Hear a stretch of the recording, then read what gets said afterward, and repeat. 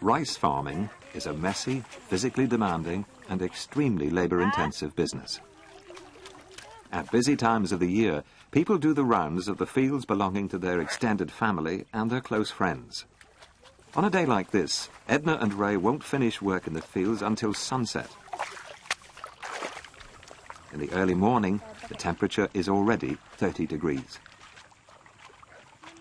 Yet it's a very Filipino thing to look on the bright side of hard work. And the people of Tubo have turned the daily grind of rice farming into a social occasion.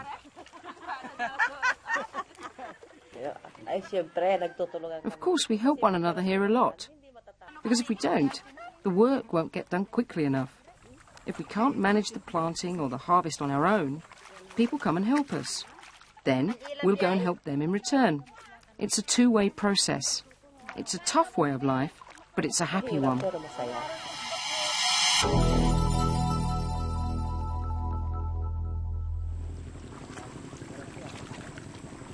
In November, when the heavy rains of the wet season are starting to die down, there are often 2 or 3 different field activities going on at the same time.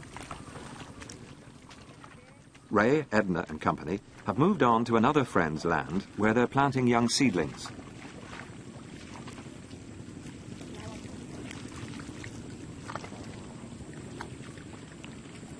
Compared with many other Asia-Pacific countries, agriculture in the Philippines has been very slow to modernize. The vast majority of the work is still done by muscle power. Ray and Edna's carabao, or water buffalo, is one of their most treasured possessions, and the motive power for all the really strenuous tasks in the rice fields.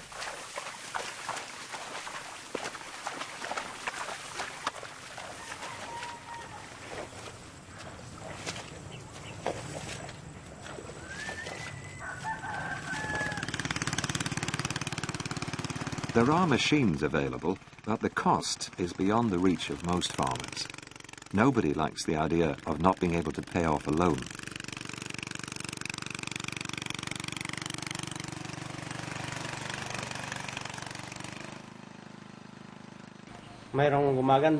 There are some people who are better off. Others, though, are in debt.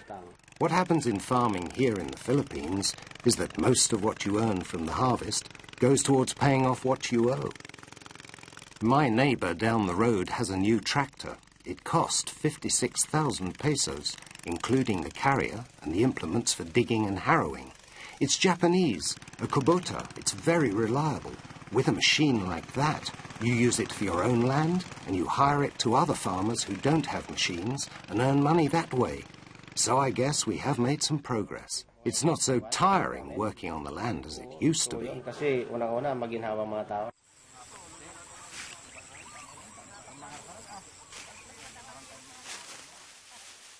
By the middle of the afternoon, Ray and Edna are into their third task of the day in the rice fields.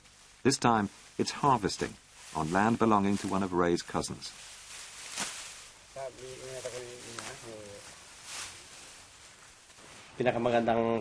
For us, harvest time is the best season of the year, because this is when we see the results of all the months of hard work we put into growing the rice.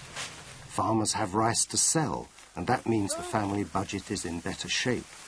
This is also the time to get ready for planting new rice, so we'll have some more income from that too.